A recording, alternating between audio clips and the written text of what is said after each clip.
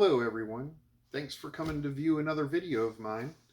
I really appreciate you stopping in, and if this is your first time here, well, stick around. Today's we're going to be talking about something that I find very important and something that I've struggled with a lot in my life, and that's finding peace in our hearts.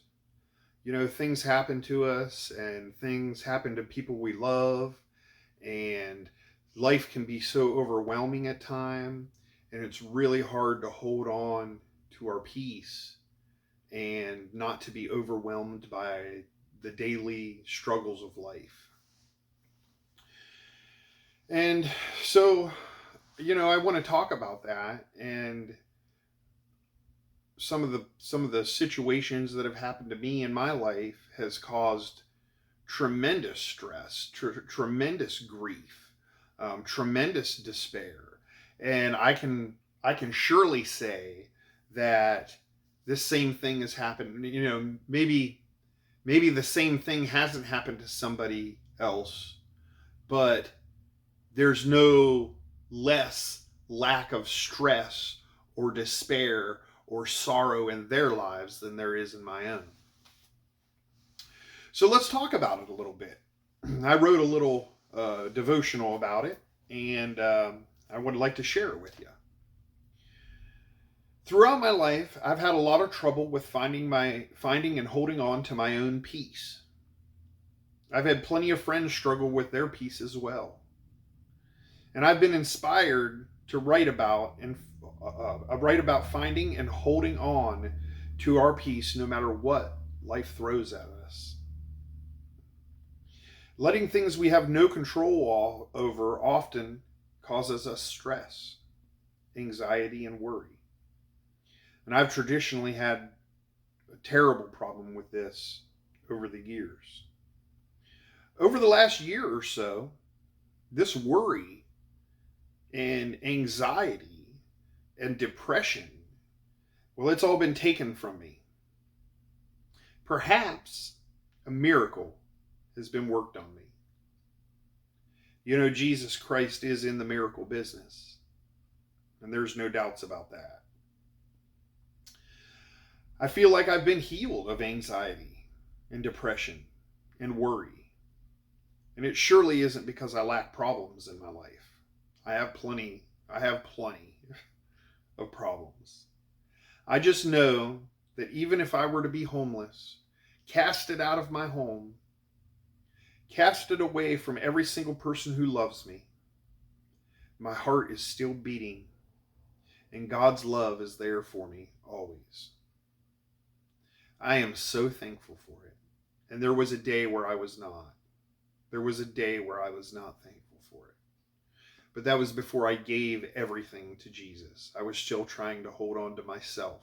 I was still trying to benefit myself. To these days, I don't care. I don't care if I get money. I don't care if I'm homeless. I don't care about any of that. I only care about pleasing the Lord. And the Bible tells us not to worry. Psalm 55:22 says, "Cast your burdens unto the Lord, and He will sustain you." You know, I just want to talk about this just for a second. I've talked about this at my men's group before. It's at the church. The Bible often refers to God as He, and I try not to do that because to me, God is He, God is she, God is it, God is the creator. So you can't be a he. I mean, you can be a he and still be a creator of everything else. And the Bible tells us that it's okay and that we should call God he. But I try to always refer to God as God, the Lord, the Father, which the Father traditionally is a he. Well, but we are in 2024, and things are a bit different than they used to be. But anyways, that's just that doesn't really have a whole lot of meaning. It's just something that I do, and I'm not telling you it's right, and I'm not telling you it's wrong, but that's just something that I have seen, is that to me, God is more than just he. even though God is referred to as He or the Father, God is more than that, more than just a He. So that's why I always try to refer to God as He or the Lord or the Father or Jesus. Those are the references that I give usually, but occasionally I still do use He, especially when it's in Scripture. I remember hearing these things. I'll reread this scripture. Psalm 55:22. Cast your burdens unto the Lord, and He will sustain you. I remember hearing these things and saying to myself, boy, that's easy for someone to say who hasn't been what I've been through. In fact, I believe we could all say that. We've been through a lot. You watching, you've been through a lot. Me, I've been through a lot. My pastor, he's been through a lot. Elon Musk, the richest man on earth, he's been through a lot. So, like, we can all say, every single one of us can say we have been through a lot. And I've mentioned before, we cannot judge another person's suffering. We can view someone else's problems and say, oh, I've had it worse. But we have no idea the mental stamina these other people have. You can say, oh, well, I wouldn't have that. I wouldn't be so stressed about that if I went through that. But we're not going through that. You know what I mean? We're not the ones living that. So it's hard for us to say we would handle things differently.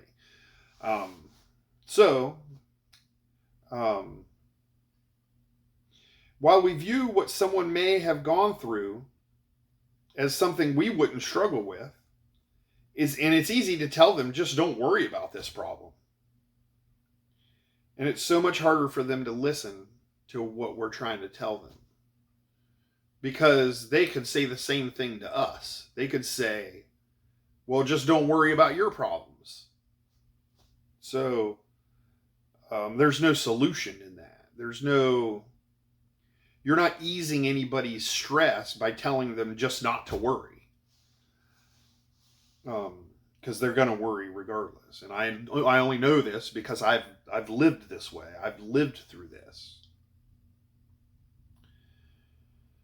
These same things can be said to anyone. I've lost my kidneys in the middle of my ex-wife leaving me. And the torture was tremendous for me. Tremendous. And someone could have and may have even said to me, just don't worry about that. And I could never listen to these people. Not until I gave my life to Jesus Christ. I gave my life to worshiping and obeying and living for Jesus Christ.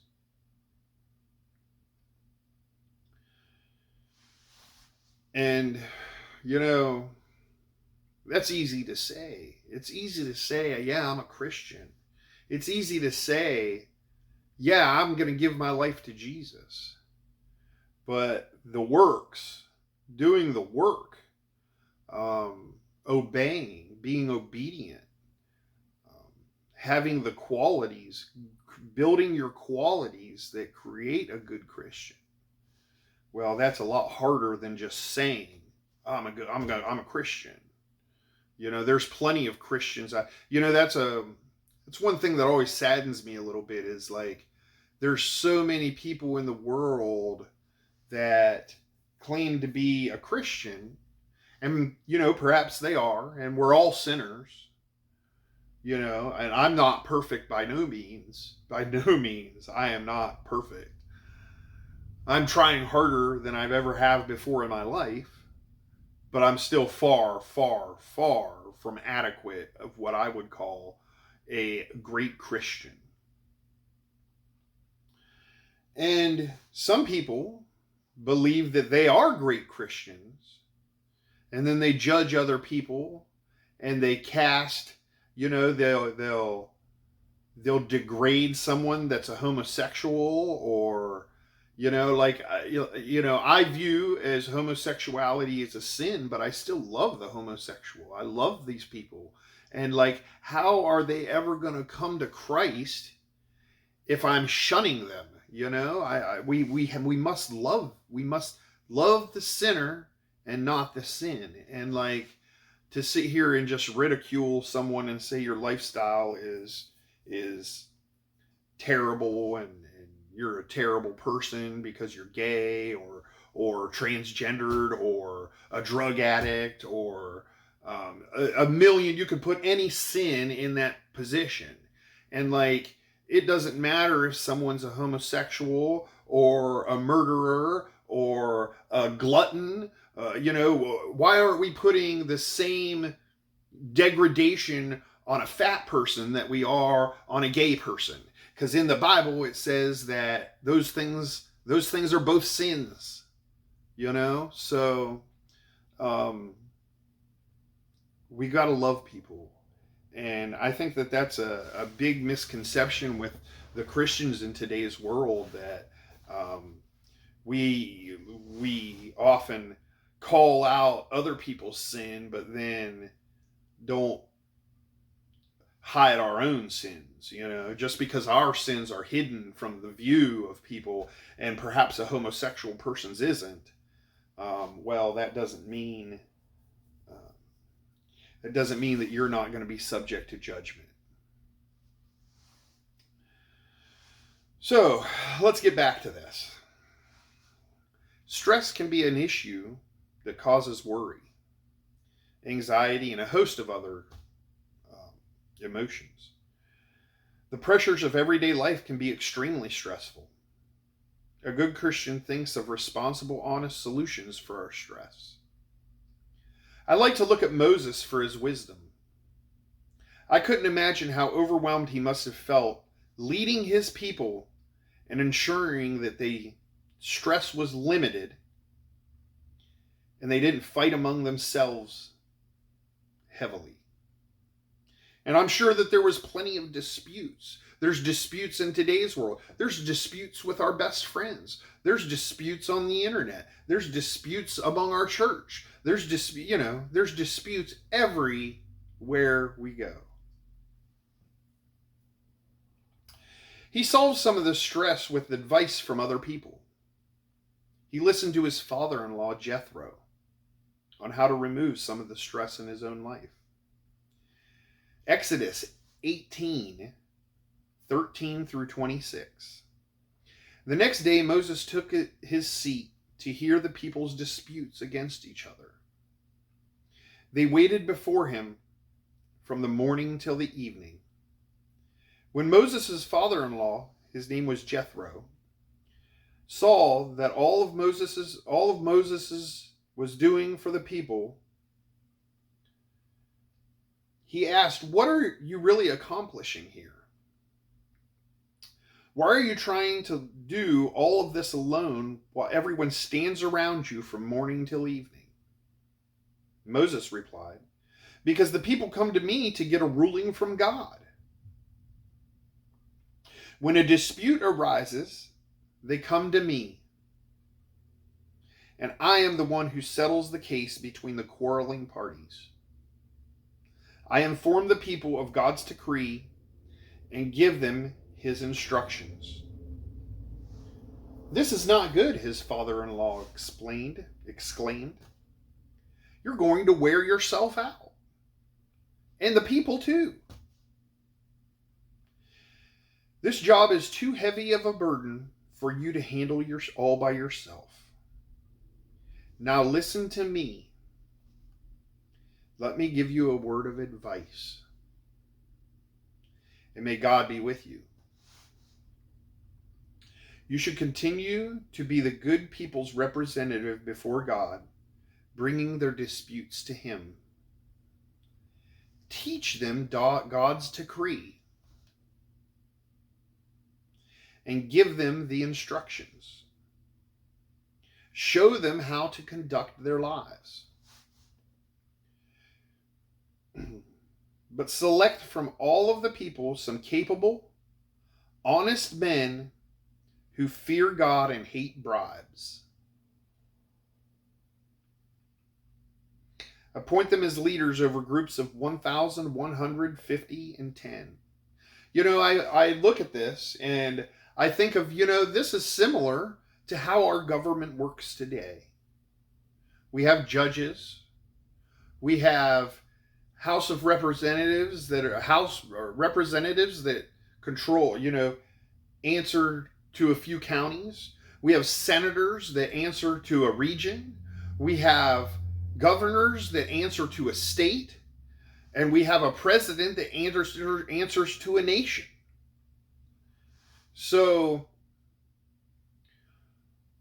we have a similar situation in just today's government. And this kind of sets it up on how we even operate to this day. Now, people will disagree, and like the atheists will be, that's not true at all, and whatever. But at the end of the day, this was written probably 4,000 years ago. Governments weren't, I don't believe that governments were a major thing in 2000 BC or whenever this was written. I'm guessing between 1000 and 2000 BC is when Exodus was written. I don't have my New Living Translation Bible with me. I'm using my New International Version Bible. But I would assume that that's kind of in the range of when Exodus was written, and it was written by Moses. So they say, scholars say that Moses and maybe scholars of Moses wrote Exodus. Let's see here. Where was we? Appoint them as leaders over groups of 1,150 and 10. They should always be available to solve the people's common disputes, but have them bring major cases to you. Let the leaders decide the smaller matters themselves. They will help you carry the load, making the task easier for you. Excuse me. If you follow this advice, and if God commands you to do so, then you will be able to endure the pressures, and all these people will go home in peace. You can get a lot more done with help. I think that's one of the lessons here. It's not a bad thing to ask for help when you're overwhelmed. Moses listened to his father-in-law's advice and followed his suggestions. He chose capable men from all over Israel and appointed them as leaders over the people. He put them in charge of groups of 1,150 and 10. These men were always available to solve the people's common disputes. They brought the major cases to Moses, but they took care of the smaller matters themselves. And as Christians, we must find people who will give us solid advice on how to handle our own stress. Perhaps, I've, in my personal world, I've talked to, I haven't talked to Pastor Mark because he's a very busy man. But I don't feel that the things in my life are worthy of burdening. Now, if I had a problem that was severe enough that I felt that I needed to bother Pastor Mark with it, I have no doubt that he would be there for me. And if I do have problems, I'll take it to other leaders in the church. Pastor Robbie's, I've talked to him before. Robbie Rassel's his name. He's a great pastor. And, I have other Christian friends and men in my life that are of good faith and honest and trustworthy that I've known for years now. And they've given me advice on things, and I could sit here and name some names of people, but I'm not going to do that. Um, I just know that they know who they are, that have been there for me in turbulent times for me, and stressful times, and the times full of sorrow and despair. And I can't thank them enough for giving me advice that maybe even at that time I rejected. Um, I know that their words were meant as support, and I greatly appreciate it. But anyways, getting back to my devotion, it's not a very long one today. Um, Perhaps we are overwhelmed in areas of our life that we need advice on, and maybe there's some time management issues, or there's a host of problems that could arise in our life that cause stress, like maybe I don't know, maybe our one of our relatives passed away, or we see one of our relatives doing something that um, is inappropriate. Maybe I should say maybe we have a loved one that's hooked on on drugs, and that's a problem with a lot of people. Like, I think that we could all say that we know a drug addict. I think there's enough drug addicts in the world that I'll bet that every single family in America somewhere has some sort of problem with that, and it's a tragic event. It's tragic, and I pray for these people because most of them are good people, and they've just they've got that addiction, and I know about addiction. Um, yeah, I know about addiction, so it's something that you really have to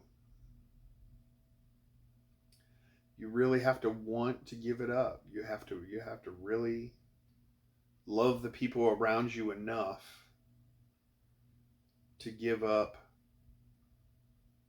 something that you enjoy. Bringing these worries and stressful things to others who will give us counseling, like Moses did, is the best solution when we are overwhelmed. I would recommend your questions for God fearing men and women. Maybe a pastor. Now, maybe you don't attend a church, and that's okay. I would recommend that you find a church, but you don't have to. You don't have to go to church to love the Lord and to worship Jesus and to follow the commands of Jesus. But I would recommend surrounding yourself with men and women who are also trying to live for Jesus and not themselves. And you won't find that in church. You won't find every person in church is living for the Lord. There are many people that go to church because it's what maybe their wife told them to do, or their husband told them to do, or they feel like it's acceptable to go to church, or um, they're there and not really wanting to be there. And there's a lot of people that are going to church like that. So if you're going to go to church, make sure that you want to go to church. Don't make it a thing like, well, I have to go to church because this is what's going to get, going to church and not going to church. Going to church ain't going to get you into heaven, you know. Um, Although it may help, I don't know if it'll help or not. I can't answer that because I am not the Lord. Anyways, a pastor or a church leader would be an excellent choice of a person who could maybe help with directing overwhelming situations in our lives. That's all that I've wrote, but I want to talk about a couple of things about that. You know, um, a lot of people, especially recently, some people have been coming to me just sharing their problems and how overwhelmed they are with their lives. And you can just sense I have great empathy because I know what it's like to I know what it's like to wish you weren't alive. And I have huge empathy for that. So when people come to me with their problems, I take great responsibility in trying to give them the advice that would help them. And trying to remove the stress from our lives is a really big start to getting some peace in our hearts. And we can say we love Jesus all day long, and we can sit there and say, well, these problems don't bother me all day long. But they still do. We can say, oh, we don't need to worry about this, but then we still worry. And I don't have no solutions for that other than give up all your worry and give it to Jesus. And what does that mean? What does that mean to give it up and give it to Jesus? Know that you're not living for this world. Know that you don't need to worry about any of this because none of this matters. It's only what's to come that matters. We have eternity in heaven, or we have eternity in hell. In hell, they talk about fire and brimstone and the devil, and the devil is this demon, and it's hot in hell. And I don't believe that's necessarily true. What I believe is hell is living without God. If you define the word of hell, it is life without God. And so if you want to live without God, you are living in hell. Plain and simple. And some people will say that even when I live with God, that I feel like I'm living in hell. And, I have to say that through my experience, is if you feel like you're still living in hell and you think that you're living for Christ, then I don't necessarily know that you're living for Christ. You might have to reevaluate that, because I have, from my experience, is when I gave up my life and said, Jesus is what matters to me most. The Lord is my guidance and the Lord is my rock. That really made a lot of things powerless to affect me. And so I don't have, I can't say that I never stress or I never worry. I'm a dialysis patient and money's tight, and you know, I do worry a little bit about finances and affording my home and all that. The daily struggles that we all go through. But at the end of the day, if I lost it all tomorrow, I would still be happy. I would still grab a hold of this book and read it and love the Lord and have peace with that. And I know that anything that I do or anything that bad that happens to me. That's one thing that's helped me a lot with going through tragedy was this is for my own good. The Lord only works for the good of those who love him. I believe that's Romans 8. Romans 8:28, I believe. All things work together for the good of those who love the Lord. So even if bad things are happening to you, that doesn't mean that all good things, only good things happen to people who love the Lord. That is not what that means. It means that even the bad things that happen to you work for the good of the Lord. So if something bad has happened to you, it is for your own good. Even and that helped me a lot. That helps me so much. Anything the bad that happens, it's for your own good. Sometimes that's hard to grasp, but it brings me peace in that.